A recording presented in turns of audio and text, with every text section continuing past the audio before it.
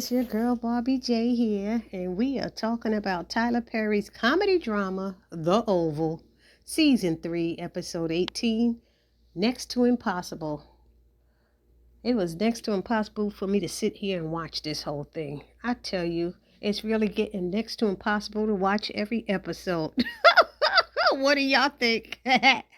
Anyway, shout out to everybody in my comment section. Shout out to all my subscribers. I hope everybody is doing well. And if you have not subscribed to my channel as of yet, please take a moment right now and hit that subscribe button. Then hit the notification bell and select all so that you'll know every time I upload a new video or new content. Then I say smash that like button there. That's right. And write a comment and share the video. So that's subscribe, like, comment, and share. All right. So let's get into this episode. I don't even know where to start. Hated it. No, let me stop. I don't know if I hated it or not. 2 snaps in a circle. Hated it. No. Anyway, what does it start off with? Alan. He's telling Hunter that the chief of staff wanted him to, because, Alan's standing there behind Hunter, and Hunter's like, what are you doing here? And he lies and says that the chief of staff wanted him to check and make sure that the president was okay. And Hunter's like, why couldn't he just call me? What are you saying? This don't make no sense. So Hunter doesn't believe him for a minute. And then he says, sorry about Ellie. And then starts talking graphically about the great times that he had with her, and he rubs it in, Alan, and talks about a time he was on a business call and Ellie gave him a blowjob, and then he said, has she ever done that for you? And then he said, oh, that's right, she doesn't like kids, she's more into men. So he was rubbing it in, and Alan was, one minute his eyes look real dark, like mysterious and mean, and next minute he looks like he's glowing. I don't know what was happening with him, but he looked like the exorcist is about to take over, I tell you. So Alan decides he's going to leave, and Hunter's like, no, not until I dismiss you. And so then Alan's like, okay. And then the next thing, he finally wants to leave, and he's walking out. I guess Hunter dismissed him, and Victoria comes in saying, what are you doing here? And Alan's standing there looking like a strange idiot and stuff. And Victoria's like, well, go on and leave, And she tells Hunter that she's going to speak to Donald about this. And he's like, why? She said, because you're so dumb. There's something wrong with that boy or something like that. So both of them, like I said, wonder why Donald didn't just call. But anyway, Victoria tells Hunter about the second lady's visit, and that the doctor said Jason is getting better and may regain all consciousness, and she doesn't want him to get well too soon. And he's like, are you for real? And she's like, this way I can spin it, the injuries into the news. And Hunter's like, I don't want nothing to do with it. Forget that. Then they have Alonzo. He goes into Alan's office and demands that Alan gives him the gun, or else he was going to report him to the chief of staff, and then Alan would be going to jail. So Alan finally fessed up and gave him the gun. First he was saying he didn't have it, but then he gave it to him. And he said, you know what? Alonzo said, we would talk after work. He said, you done lost your damn mind. And I said, oh, okay, listen to Alonzo. Sound like a black woman. You done lost your damn mind. I tell you. So anyway, and then they got Donald. He goes to see Victoria.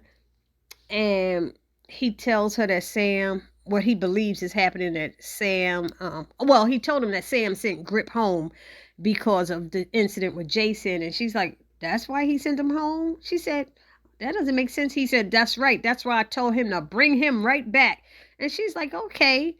So then he said, well, Kyle's been missing. She's like, so why is that my problem? And he was like, because of all the secrets he knows and stuff. And he said, I think Sam's working with the VP and has Kyle hidden somewhere.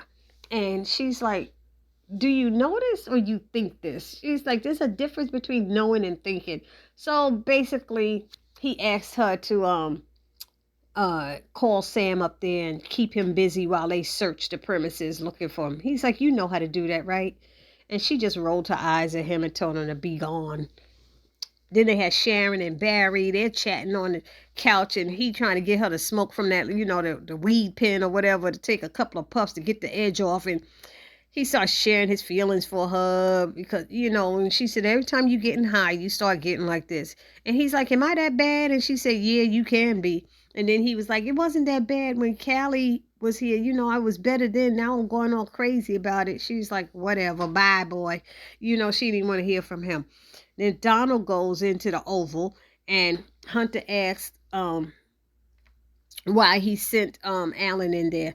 And Donald played that thing off. He never said he did or didn't. He just played it off and tried to find out what Alan actually said. So then he tells the president that Kyle has been missing for like 30 hours. And Hunter is concerned that Kyle may be with the vice president and that he will turn on him or something. And he was like, no. Donald shows him that Kyle wouldn't do that. He said, are you sure? He's like, I'm sure he won't.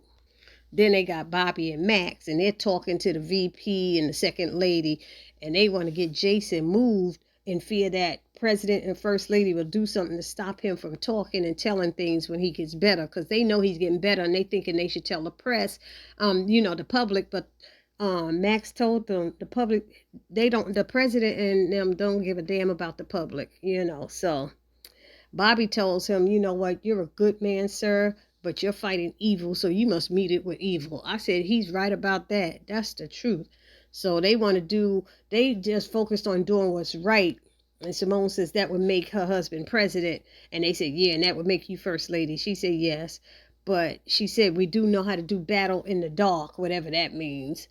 And so they asked if Jason is capable of doing what the first lady said. And Max said, yes, he is. So they are concerned. They said maybe the kid did do it. But the things that Kyle and Donald did, they were saying, can probably help if we could get them. So he said, well, we have Kyle. And they said, I know. And Max said, I want him. And he said, why? He says, so I can make him talk. And then they're going, we don't do torture. He said, well, that's the only thing that Kyle understands. So he's in a bunker at the White House. They said and they said, how is he there? Nobody knows. They said the vice president has a secure area that's separate from the president. So they talked, and they said they're going to connect with Sam to see if they could get him out. That's Bobby and Max. They're going to go and get him. We got Donald going to speak to Alan about going to the Oval, and he asked him, he wanted to talk to him. He said, what were you doing there? Why were you there? And he lies and said, I wanted to talk to him about Ellie. And Donald's like, huh? He said, yeah, I wanted to talk to him about Ellie and let him know that she had died. And so he said he knows that already. So Donald told him, don't he ever do that again, And so when he had Alan leave, Donald is like, I don't believe this mother swinger for a minute. He's like, he don't even believe Alan. And I was like, yeah, he could tell. I could tell. I didn't believe him either.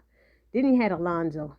He's sitting at the security desk, and he tells Sam that the first lady asked to see him. So Sam is like, for what? And he's like, I don't know. He said, then ask him. So he sent Alonzo up there to find out what the first lady needed. And then the agent Gripling came in. He came back, and Sam let him know that he wants to speak to him later, and that Donald wants to speak to him as well.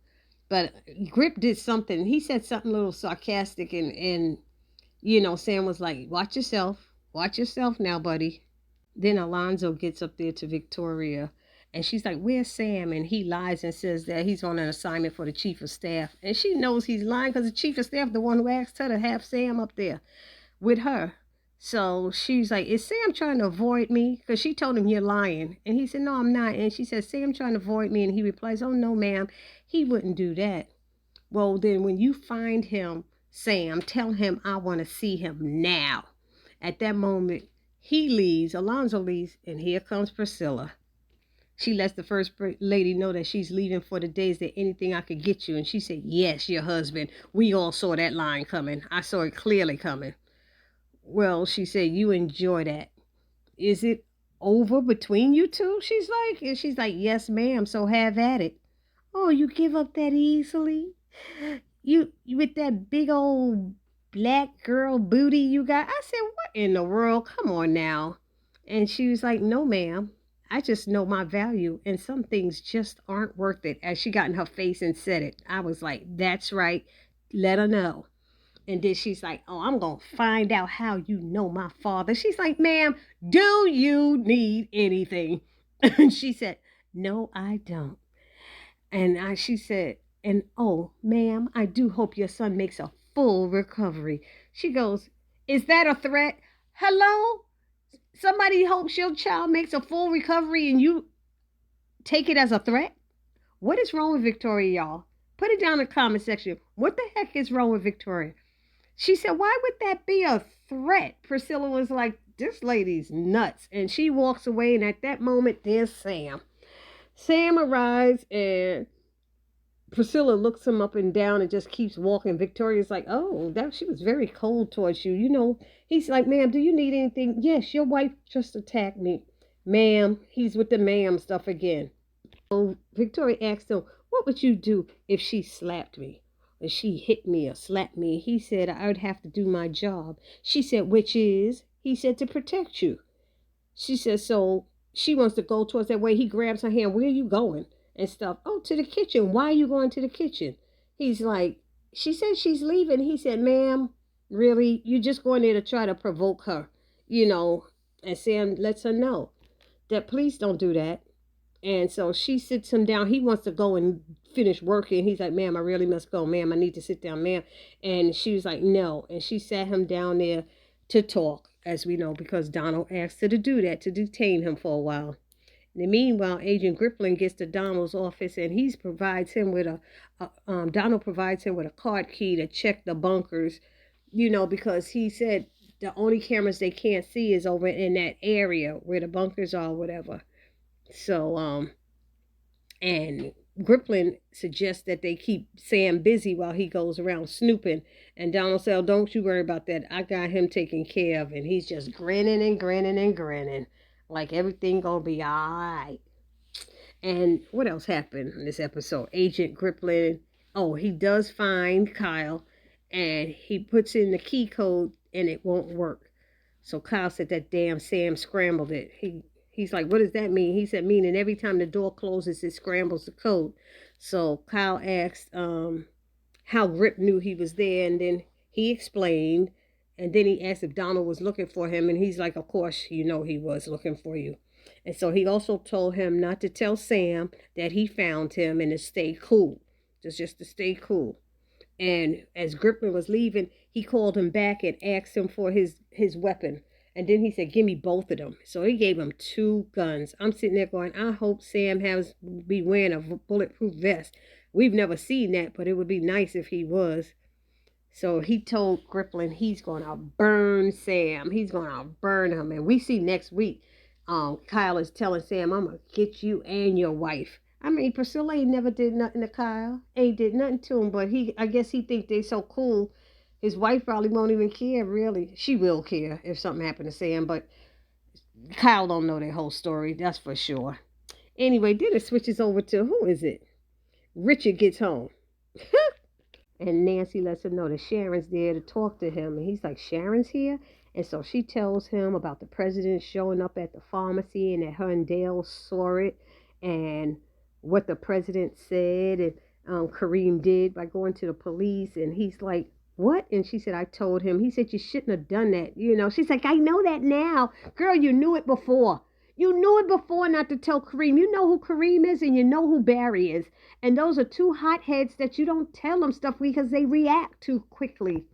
And it's so funny that Barry was sitting there trying to be there. I should be in on this conversation. He still keep talking about he know that Denise got killed by them people, but that has nothing to do with all of this that's going on. I mean, it's relevant in a little bit, but he just feel like he should know what's going on and what should be happening. And his father's like, boy, if you don't sit your butt down, and you see next week he look like he gonna smack Barry and Nancy trying to hold him back. Like, oh my God, Barry could be annoying. He don't know what to do with himself.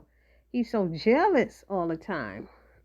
Anyway, Sharon tells Mr. Richard that they haven't seen Kareem since. And they're like, do you think he could be dead? You know, he's like, no, everything's okay. But then he was like, I really don't know. And Sharon is freaking out. So Mr. Richard wants to bring Dale to his house because he said there's strength in numbers. Sharon's still freaking out about either Kareem being dead or alive. And then when Dale goes to pack his stuff and comes out of the room, he's surprised when he walks out and it cut off like that. So that's how it ended. But then we see next week he's saying Kareem is there. Kareem is there. But they didn't say if he was talking. But then I think there was a scene where Barry was saying, she's over there talking to Kareem. She's talking to him on the phone. And I think that's when Richard wanted to knock him out or something. But honey, that's how it ended. I don't know what you thought about this episode. It was I didn't know if that scene with Barry and Sharon was so necessary. I don't know. They put in a lot of these filler scenes and they're nearly not necessary. So anyway, y'all let me know down in the comment section what y'all thought about the review. If I missed anything about the show, let me know. And again, if you haven't subscribed to my channel, take a moment now and hit that subscribe button. This is your girl, Barbie J, saying peace.